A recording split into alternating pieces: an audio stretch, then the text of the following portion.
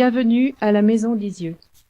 Mesdames, Messieurs, la cérémonie commémorative du 80e anniversaire de la libération du camp d'Auschwitz-Birkenau, sous la présidence de Madame Nathalie Delattre, ministre déléguée auprès du ministre de l'Économie, des Finances et de la Souveraineté industrielle et numérique, chargée du tourisme, est ouverte.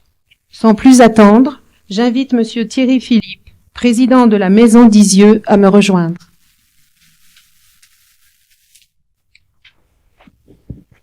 Merci, bonjour à tous. Madame la ministre, Madame la préfète, messieurs les maires, présidents, élus, Monsieur le consul, Mesdames et Messieurs les enseignants, chers amis et aussi chers élèves de 4e du collège de Hauteville et puis aussi chers jeunes de l'Épide de Lyon-Bézieux, qui êtes là ce matin et que nous accueillons avec beaucoup de plaisir dans ce lieu de la République, ce mémorial de la République française. Alors nous sommes là ce matin pour commémorer les 80 ans de la fin de l'ouverture du camp d'Auschwitz.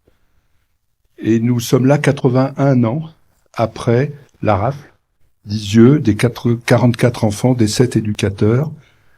Et d'ailleurs, il y a un tel lien entre les enfants d'Isieux et à Auschwitz que notre directeur, qui n'est pas là ce matin, il est à Auschwitz justement parce que les 44 enfants sont partis dans des trains différents, mais sont partis pour Auschwitz et aucun de ces 44 enfants n'est revenu. Notre directeur est à Auschwitz, dont le directeur, Piotr Siwanski, est également membre de notre conseil d'administration.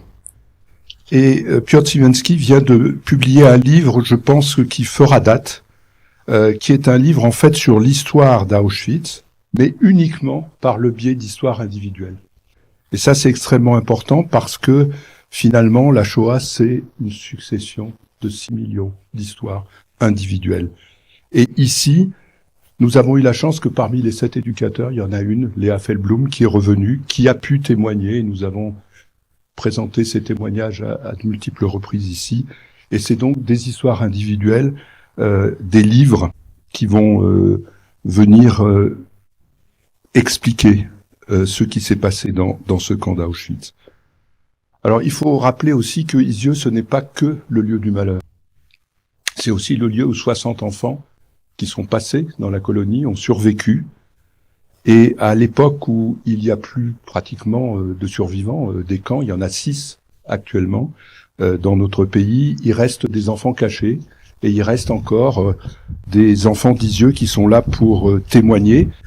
Et le futur de ce mémorial, c'est la transmission entre ceux qui sont encore là et ceux, les enfants, les familles, les élèves, qui vont petit à petit transmettre cette mémoire quand elle aura disparu du monde des vivants. Donc, Madame la Ministre, nous sommes un mémorial de la République, un lieu de vie où 60 enfants ont pu être sauvés.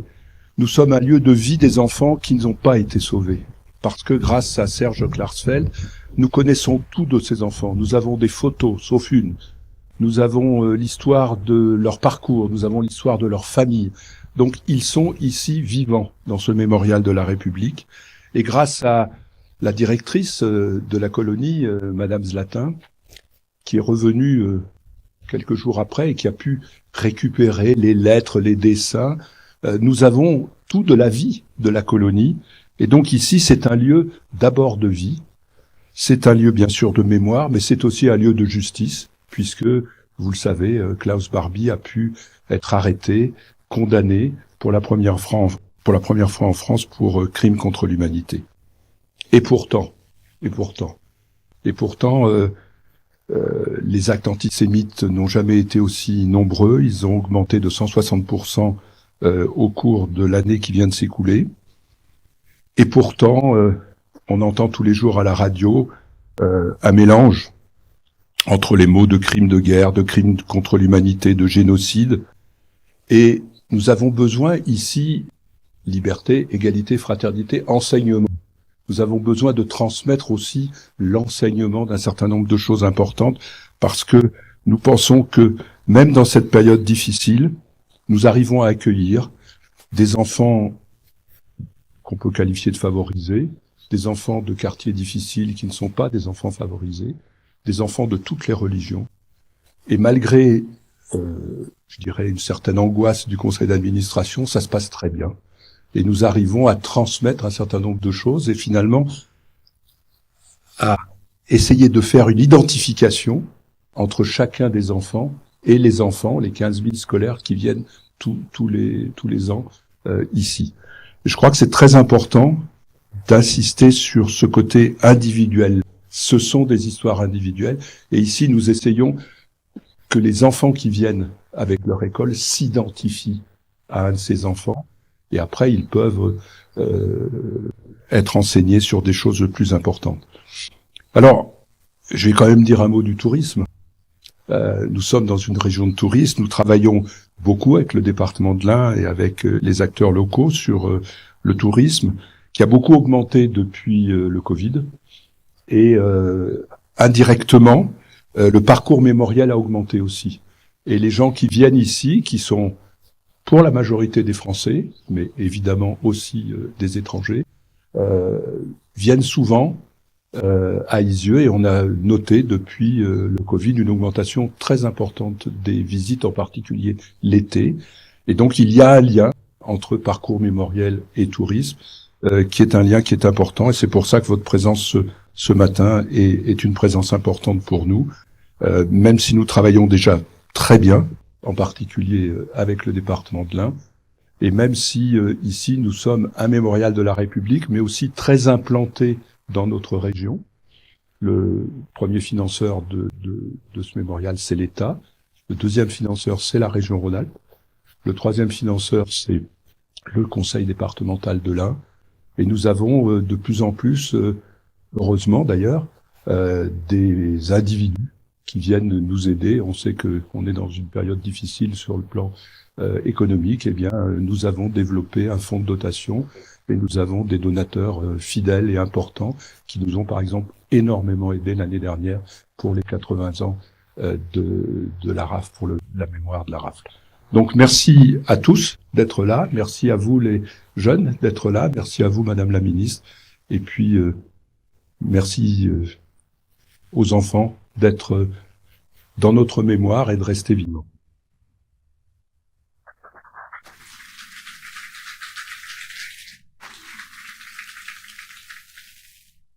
Écoutons maintenant le discours de Madame Nathalie Delattre, ministre déléguée auprès du ministre de l'Économie, des Finances et de la Souveraineté industrielle et numérique, chargée du tourisme.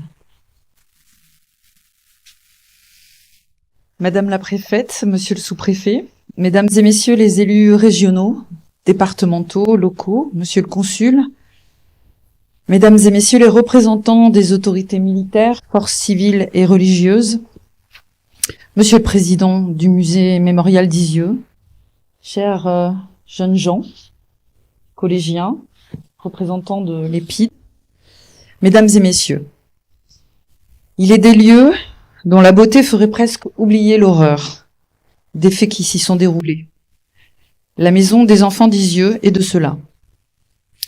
Parce qu'il ne faut jamais oublier le pire, ne jamais effacer la monstruosité de notre histoire, ne jamais fermer les yeux et se taire face à l'abomination.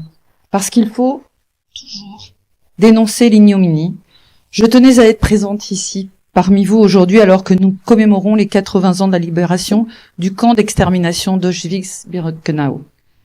Cette date anniversaire prend ici une résonance toute particulière puisque quelques jours après la rafle de 42 des 44 enfants de la colonie d'Isieux et de leurs 7 éducateurs, ils seront déportés à Drancy puis vers Auschwitz-Birkenau.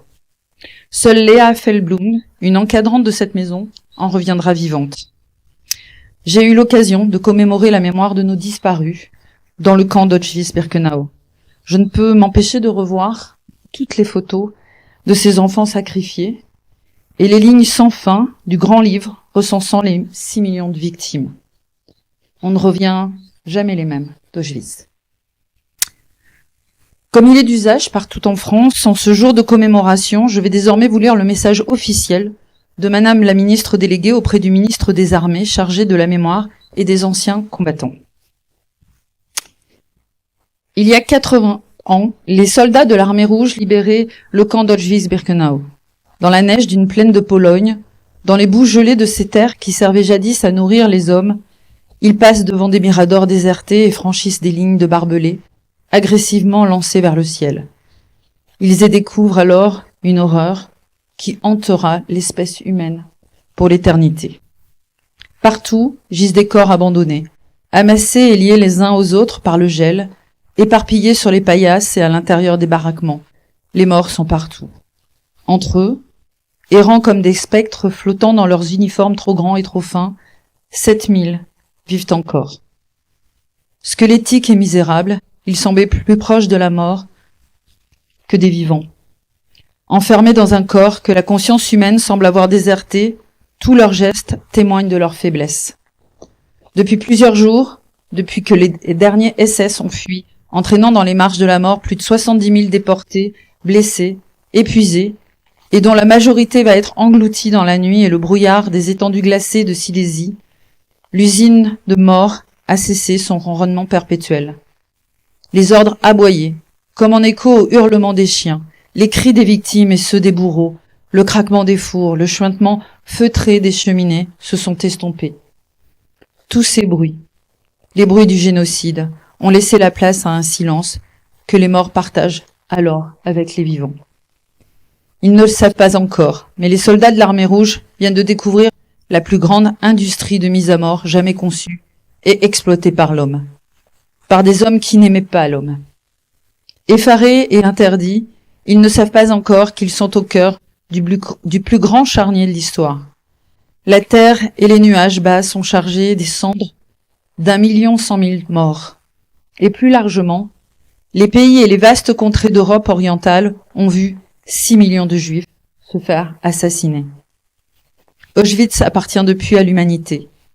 La plaie que les nazis ont ouverte sur les terres violentées et torturées de Pologne ne doit ni se refermer, ni même cicatriser dans la conscience des hommes. Elle doit rester vive au cœur de chaque esprit.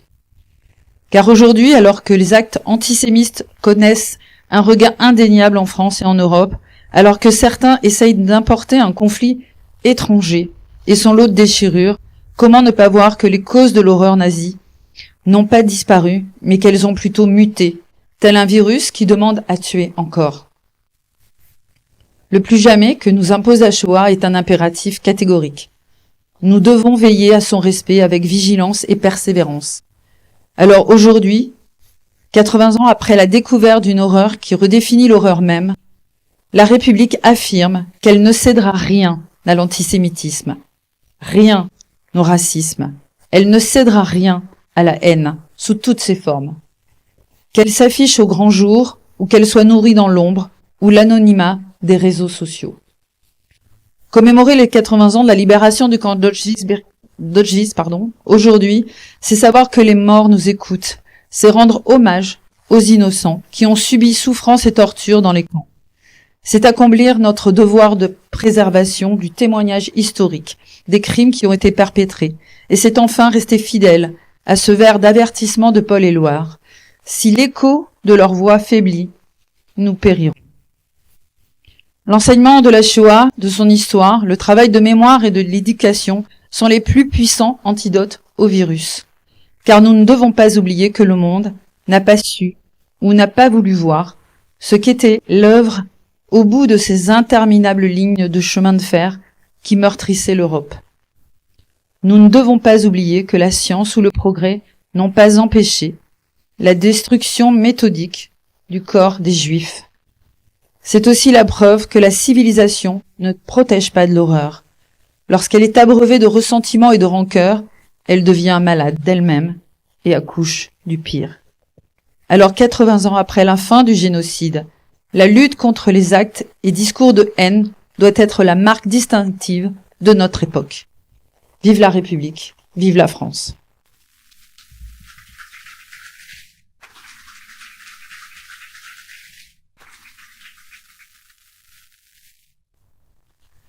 Je donne à présent la parole aux jeunes de l'Épide, établissement pour l'insertion dans l'emploi de Lyon-Mézieux. Ces jeunes gens sont venus à la Maison d'Isieux l'automne dernier. Ils ont découvert le parcours de Georgie Alperne. Écoutons l'écho que cette rencontre a eu sur eux.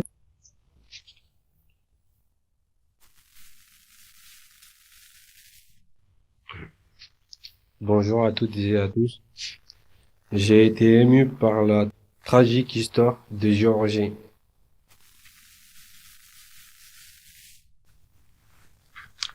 J'étais attriste de savoir que ces enfants ont été déportés. Je suis touché par le parcours de ces enfants dans ce lieu de mémoire.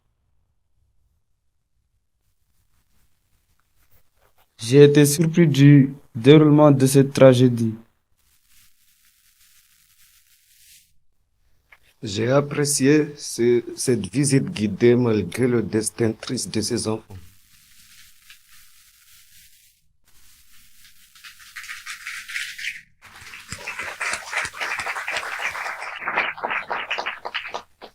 Écoutons maintenant les élèves du collège Paul Sidonier d'Hauteville, qui ont choisi de lire une lettre de Hans Ament et une de Georgie Alperne, deux enfants de la colonie. Un lien fort existe entre la colonie et Hauteville. En effet, les mamans de Hans et Georgie étaient hospitalisées au sanatorium d'Hauteville pour traitement contre la tuberculose.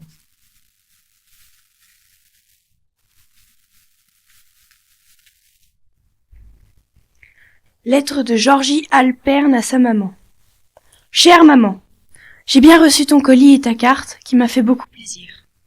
Dans le colis, il y avait du dentifrice, des chaussettes, des pommes, des châtaignes. Ici, il n'y a plus de neige. Toute la neige a fondu. Maintenant, il fait très beau. Il y a beaucoup de soleil. On fait des promenades le jeudi et le dimanche. À Pâques, je vais aller chez toi, à Hauteville.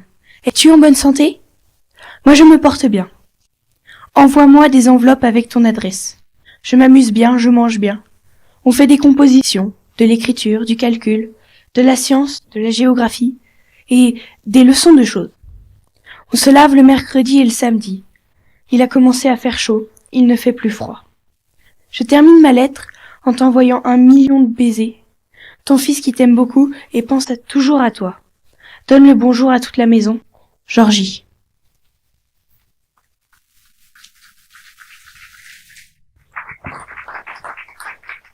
Lettre de Hans Ament à sa maman. Chère maman, j'ai reçu ta lettre qui m'a fait plaisir et je te remercie.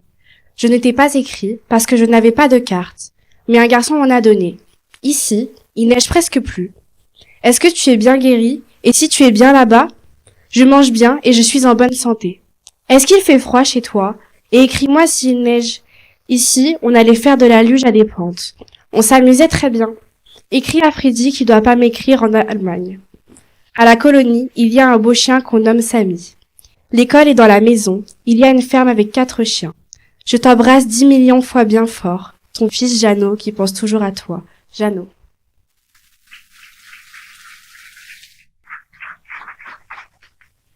Nous allons procéder maintenant à la lecture des noms des 51 personnes qui ont été arrêtées ici, le 6 avril 1944, et déportées sans retour pour 50 d'entre elles. J'appelle les jeunes de l'Épide et les élèves du collège Paul Sidonier d'Hauteville.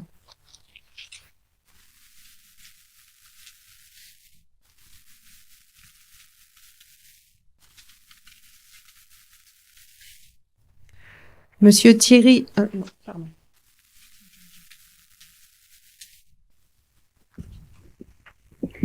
Bonjour à toutes et à tous. Samy Adelsheimer, 5 ans. Hans Ament, 10 ans. Nina Aronovitch, 11 ans. Max Marcel Balsam, 12 ans. Paul Jean-Paul Balsam, 10 ans.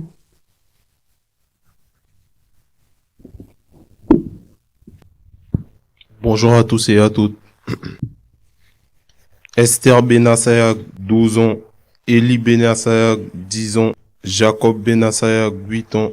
Jacques Benguigui, 12 ans. Jean-Claude Benguigui, 5 ans.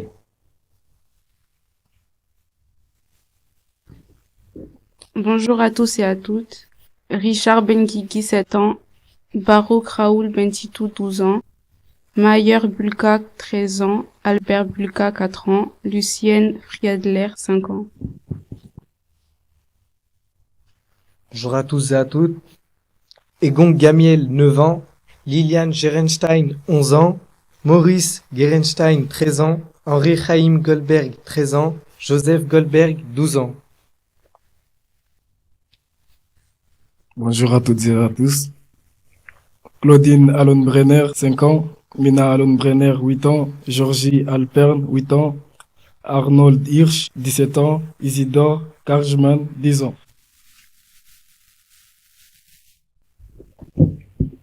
Liane Krochmal, 6 ans. Renate Krochmal, 8 ans. Max Leiner, 8 ans. Claude Levent-Reifmann, 10 ans. Fritz Löbmann, 15 ans. Alice Jacqueline Leusgard, 10 ans. Marcel Mermelstein, 7 ans. Paula Mermelstein, 10 ans. Théodore Reiss, 16 ans. Gilles Sadowski, 8 ans.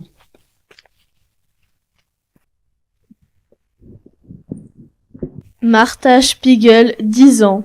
Santa Spiegel, 9 ans. Zygmunt Springer, 8 ans. Sarah Schulklapper, 11 ans. Hermann Tettelbaum, 10 ans. Max Tettelbaum, 12 ans. Charles Weltner, 9 ans. Otto Wertheimer, 12 ans. Emile Zuckerberg, 5 ans. Lucie Feiger, 49 ans. Mina Friedler, 32 ans. Sarah Levent-Reifmann, 36 ans. Eva Reifmann, 61 ans. Moïse Reifmann, 62 ans. Mirouz Latin, 39 ans. Léa Feldblum, 25 ans, seule survivante. En mémoire de ces 51 personnes, 51 roses vont être à présent déposées devant la stèle. J'appelle Monsieur Thierry Philippe, président de la Maison d'Isieux.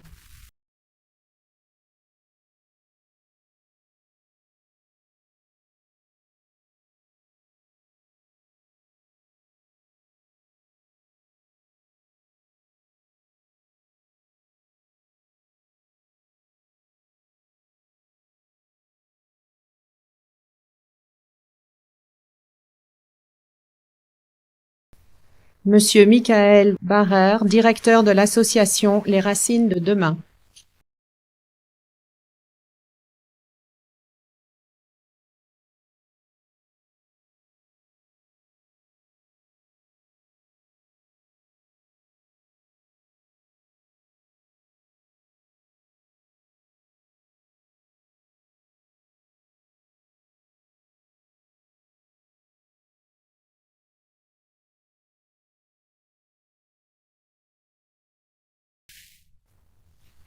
Madame Sylvie Lefebvre Van der Beek, principale du collège Paul Sidonier.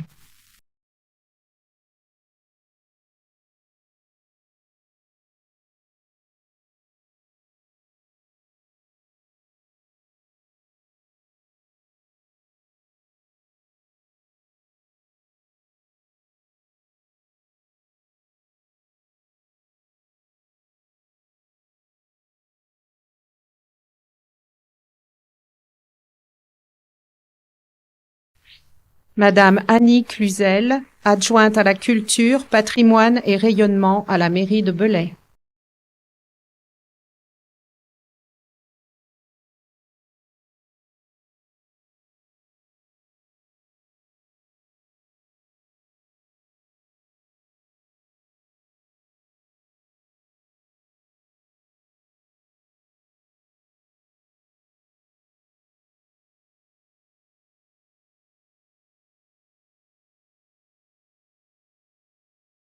Monsieur Bernard Ray, président de l'AMRF 01.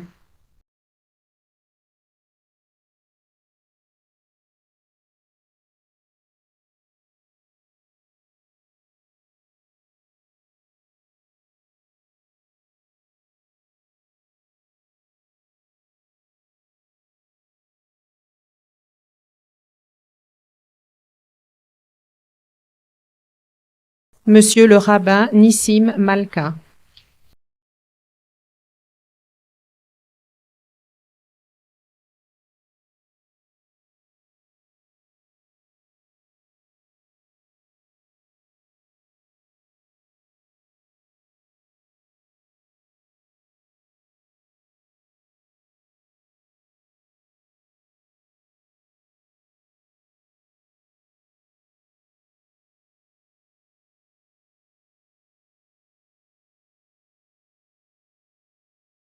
Madame Aurélie Borel, conseillère départementale du canton de Belay.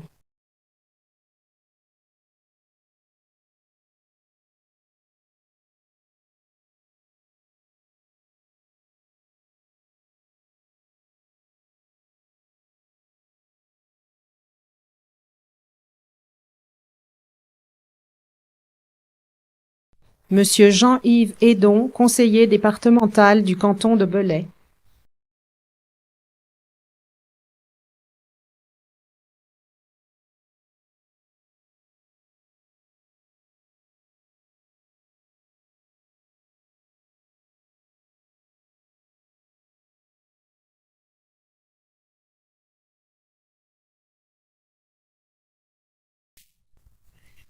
Madame Myriam Keller, conseillère régionale de la région Auvergne-Rhône-Alpes, déléguée au campus du numérique.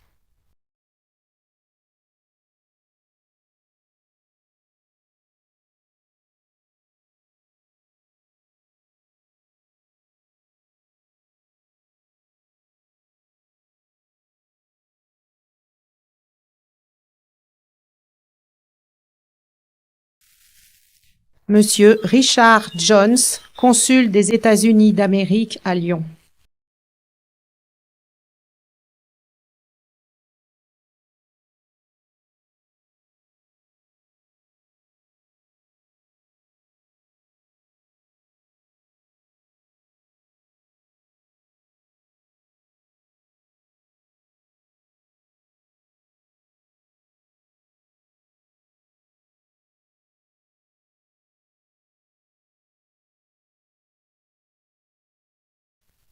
Monsieur Rudy Gaspard, général de brigade commandant le groupement de gendarmerie de l'Ain.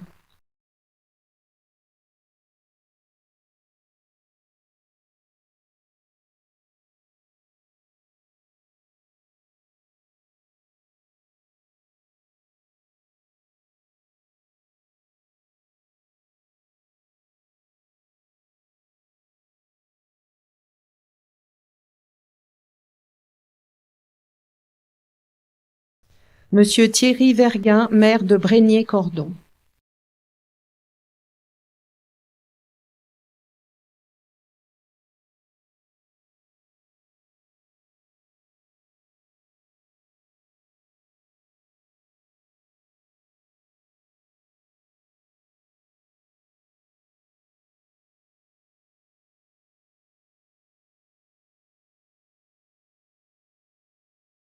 Madame Pauline Godet, présidente de la communauté de communes du Bugey Sud.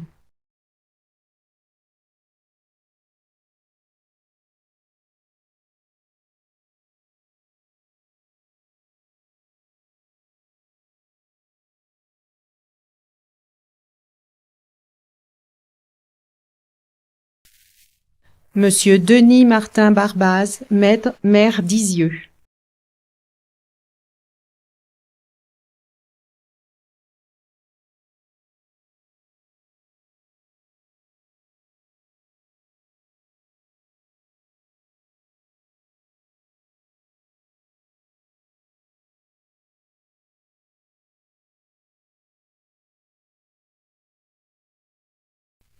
Madame Chantal Mochet, préfète de l'Ain.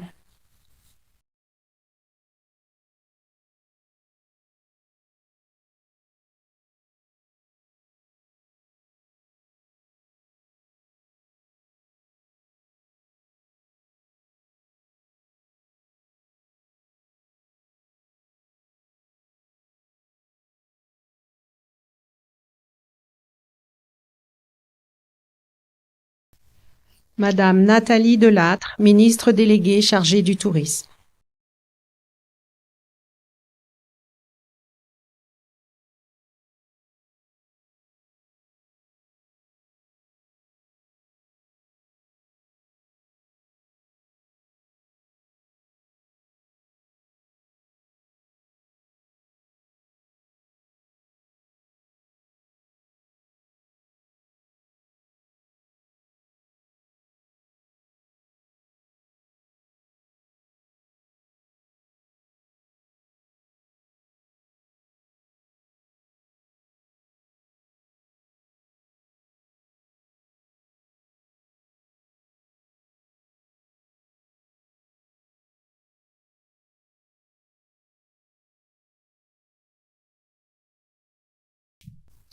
Nous allons maintenant observer 1 minute de silence.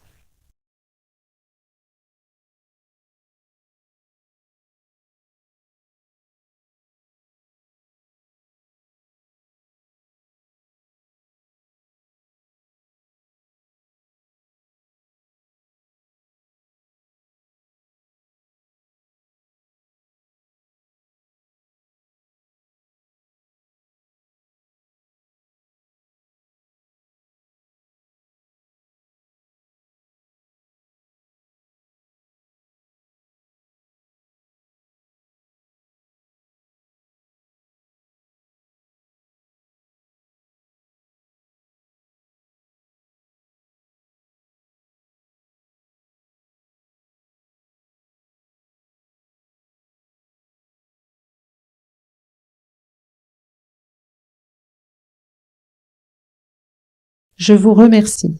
Cette cérémonie est maintenant terminée. Je vous remercie de l'avoir suivie.